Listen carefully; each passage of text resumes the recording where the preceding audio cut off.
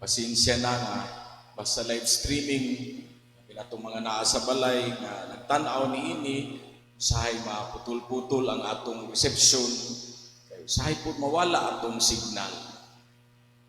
Pero salamat sa pagpabilin sa inyong pagduyog niining atong Santos Kamisa kamong mga naa diha sa inyong panimalay. Taas-taas ang atong ebanghelyo, atong pamalandungan kini. Isa sa dili nato gusto sa kinabuhi unang atong kaistorya walay klaro. Dili maklaro ang iyang mensahe. Ang moingon gyud ta nga klaruha, no? Dili magligoy-ligoy kung unsa imong tuyo. Makig-istorya ka nako klaro. Kung usa-usab kita ka estudyante, usually a student demand that a teacher should always be clear with his instruction.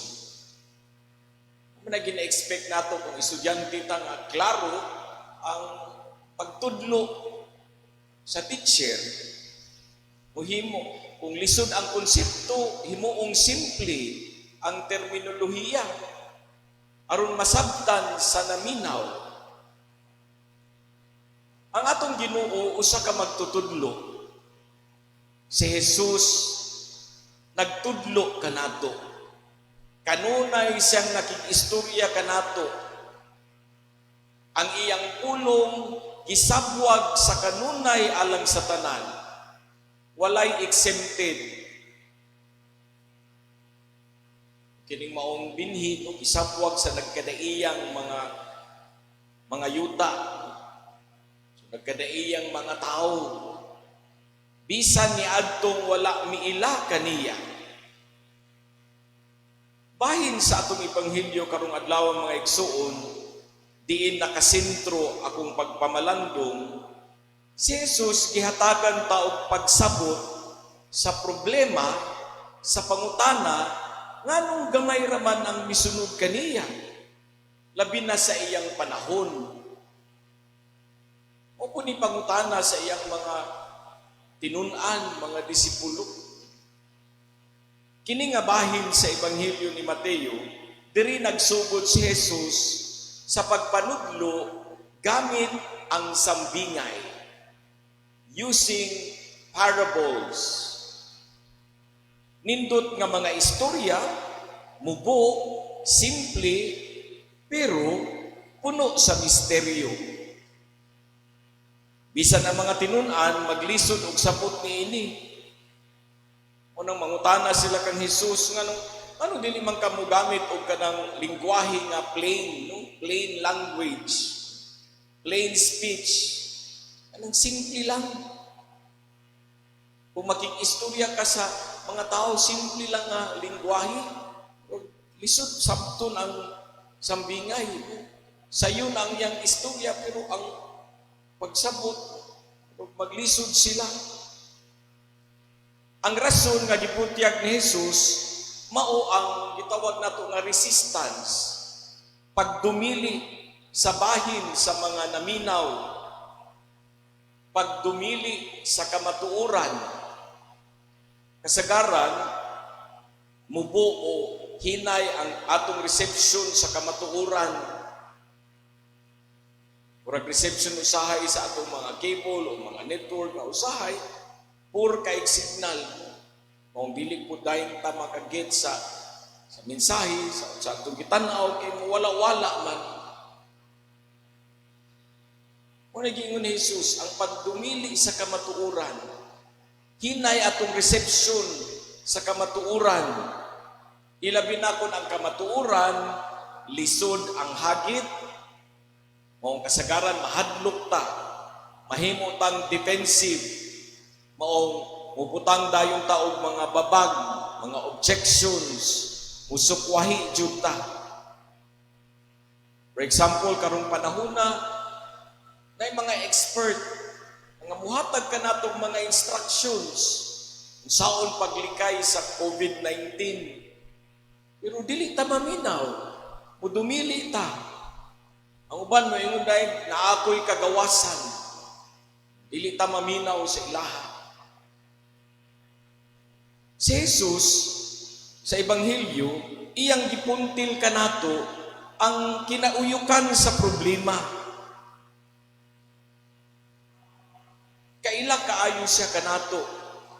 Miingon si Jesus, kay kining mga tawhana gahig ulo. Isampungan nila ang ilang mga dalunggan, gipiyong ang ilang mga mata, kay dili sila buot makakita, ug dili buot makadungog. Kay tingali unyag makasabot sila, ug mubalik kanako, ug sila akong ayuhon. Gahi sila ulo. Sarado ang kasing-kasing. Barado na. Ano man, kay puno naman sa daghang butang. Puno sa kaugalingong kabubuton o panghuna-huna o personal na mga agenda, maong dili dayon, dili makasabot, dili makakita, dili makadungog. Ato ning masinati sa mga tao nga sarado, ito na magitawag nila nga fixated sa ilang kaugalingong agenda, naanadaan, naka-built-in na. Imong mamatikdan, maglingiw-lingiw ra na ilang mga ulo. Wala dyo'y madunggan sa atong isulti. Kay nangandam na mandaan sa ilang idipinsa. Nangandam na daan sa pagprotekta sa ilang kaugalingong panghuna-huna.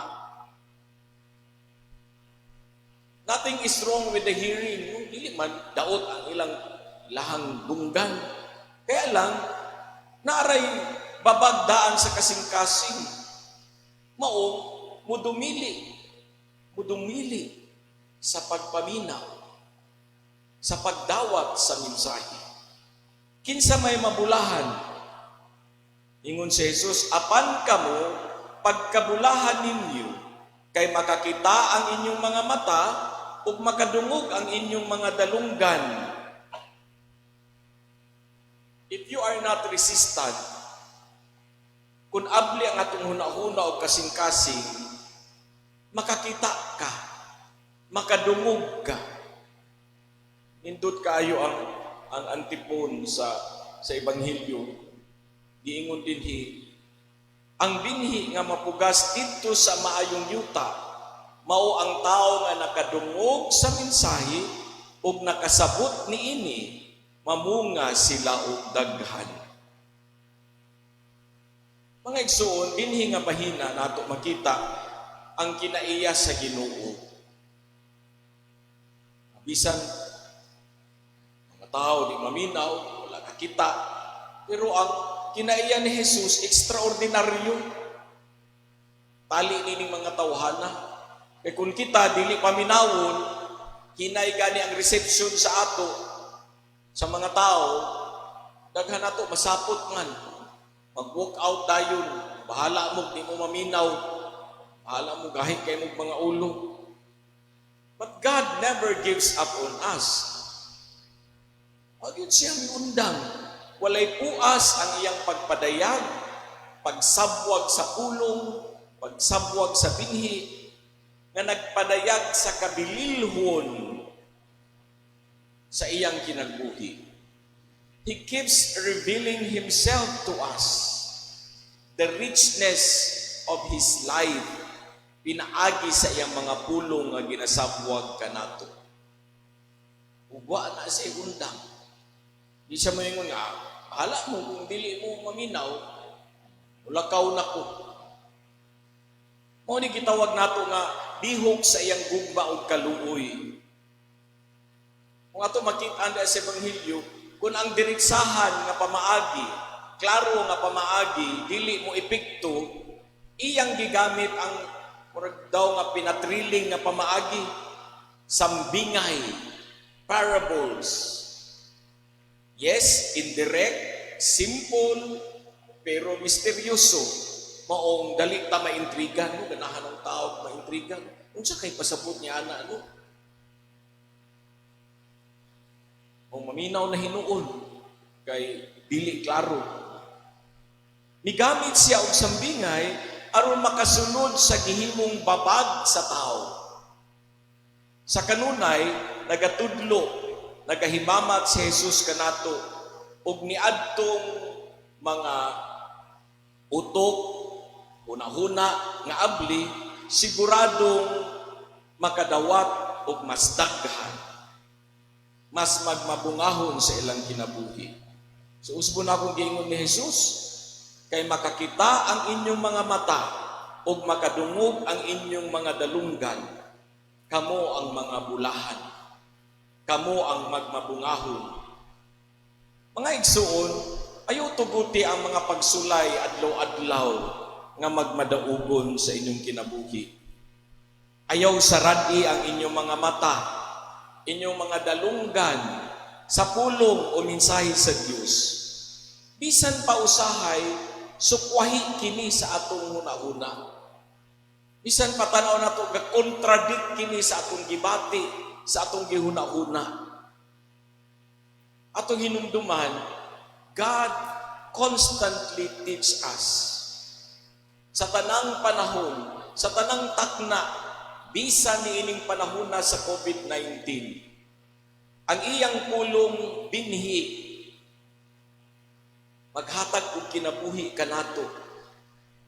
Ug kun abli ang atong huna-huna ug kasing-kasing, kita makadawat ug mas mabungahon nga kinabuhi. Panalanginan kita sa Dios.